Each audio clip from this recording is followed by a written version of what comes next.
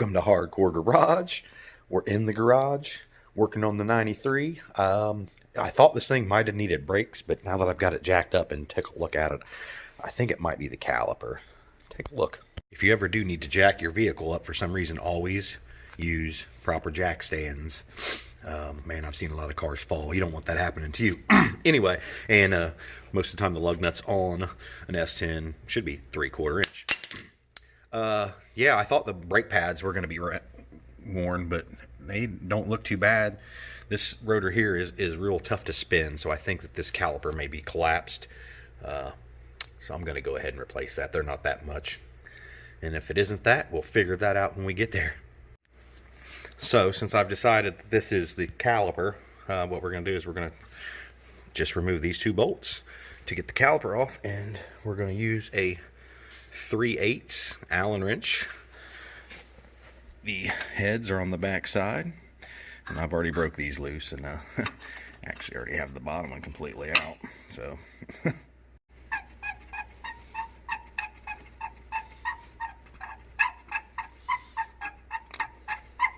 I never even had to spray these down.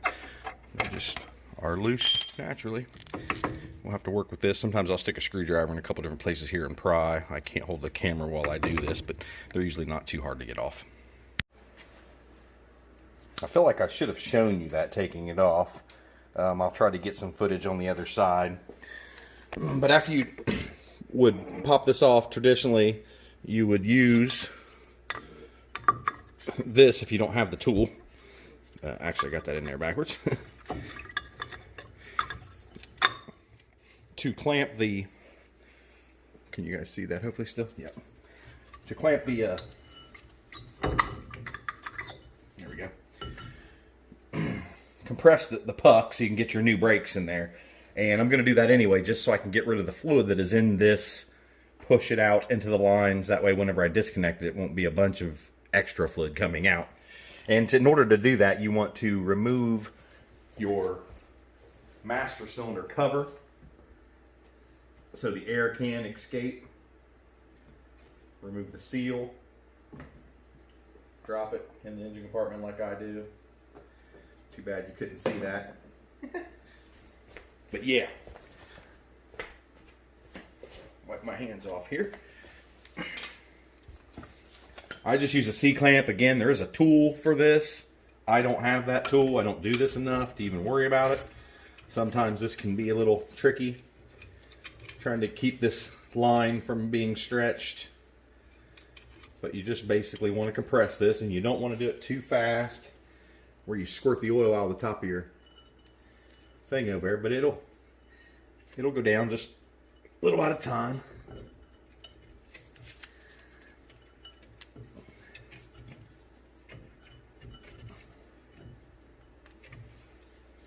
Sometimes you might have to reposition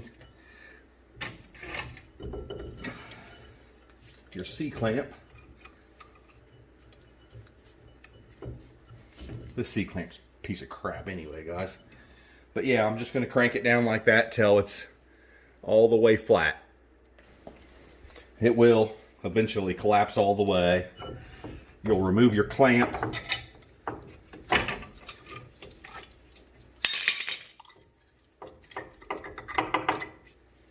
Put your new brake pads in there if that's what you were doing. Put it back together. I am changing this caliper. So I'm going to be removing this banjo bolt next. And I'm not totally positive, but that looks like about a 10 millimeter. We will see. And it's probably not going to come off easy.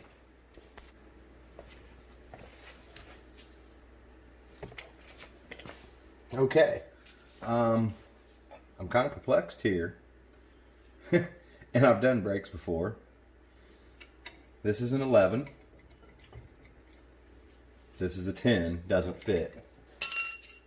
This is a 7/16, which I know it's a line wrench, but nope. 3/8. No way. Huh.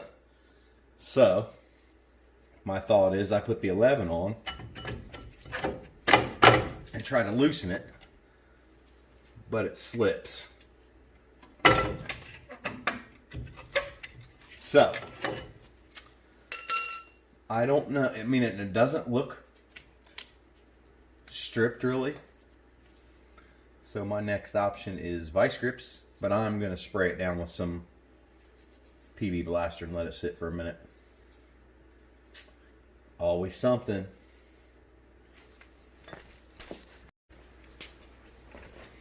Okay, before I try a crescent wrench, how about we try some easy outs? This is number 5 is what it says here.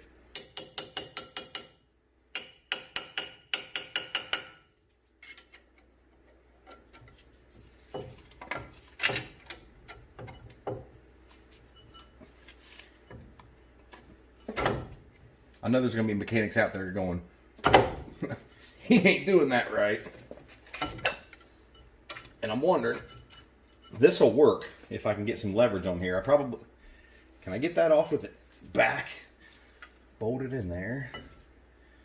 That's kind of difficult, I think.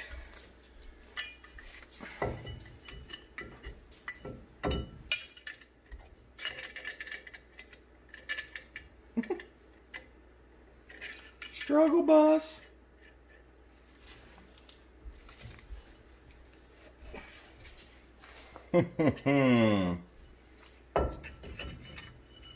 My next thing I'll try will be an impact on that bad boy.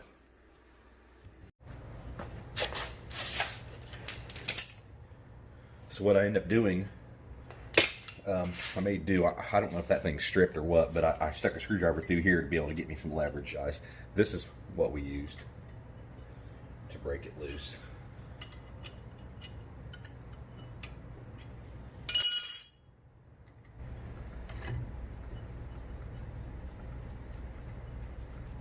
I went ahead and bought a new line and banjo bolt for this side because I don't know really what the deal is with that banjo bolt there.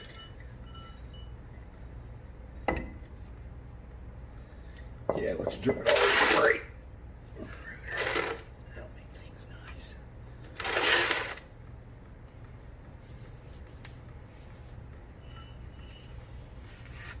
That's how you make your brakes go farther, guys. Is you rub brake fluid all over them. I'm sure that's not the right size there. So next, what I'm going to do, we're going to try and bust that bolt loose right there to get the line off. If you guys can see that in there. I'm going to have to get a line wrench. I'm going to move this out of the way so I can get back in there and you can still watch.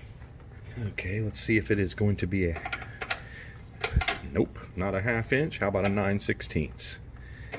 I think it's 9/16.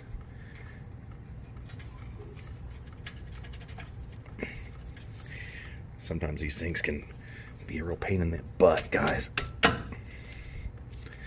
You can strip one of these things out really fast. And that's probably what's going to happen to me because I really don't know that I needed to change this line, and that's usually how that shit happens. Is I try to do something that I should have just left alone and it ends up biting me in the butt. I'll twist this line off here is what'll happen, or something stupid, and then I'll have to replace the metal line. I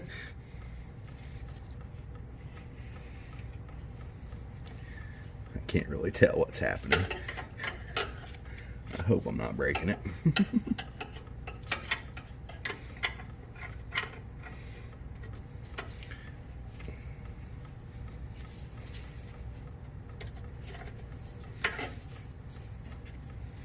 I really can't tell. Alright, I was able to get it off there. Seems to be okay. It doesn't want to spin real freely there, but that's alright. It is a 9/16. I'm just going to try to be really careful with it when I'm messing with it here. Probably maybe spray it down with PB Blaster or something like that. But that's off there.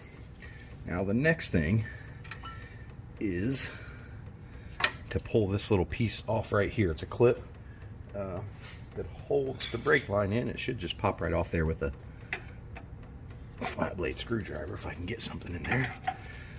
This is another thing that may break when I pop it off of here. My luck. Trying to keep you guys being able to see what I'm doing here.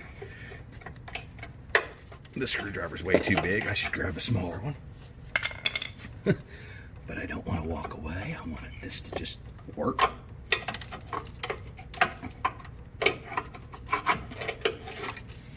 There we go.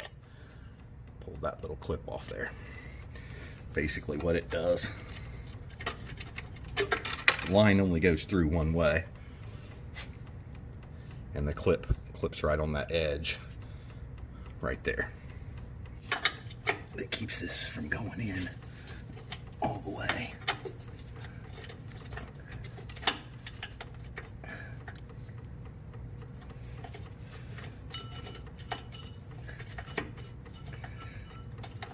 There it is. It has only going one way. Pretty sure. And now this, I'm not totally sure how this goes on here either, but I think that it just goes like that. And that gives me enough room to slide that up in there and tighten it.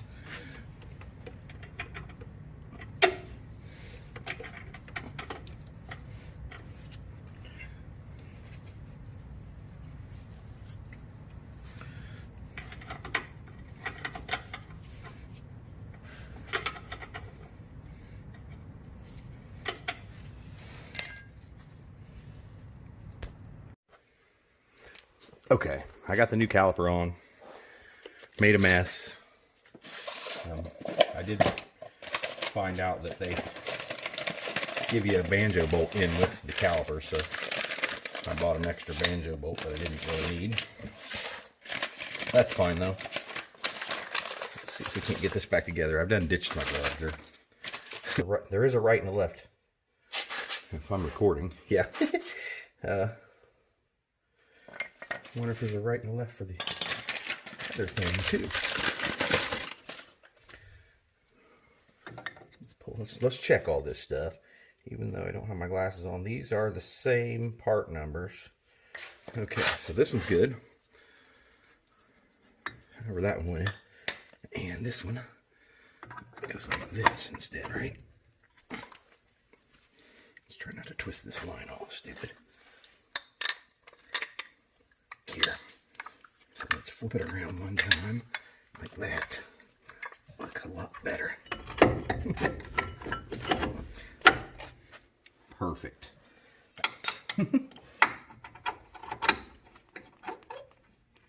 Watch them not be able to screw into this new piece here. That'd be my luck. I'll get that wrapped up and we'll get back on this. Use the old bolts here and put them back in. You can see the new line back there. Clips back in. Everything's good on this side. I'm gonna go ahead and do the other side. I'm not gonna change the caliper. It doesn't need it on the other side. At least it doesn't appear to.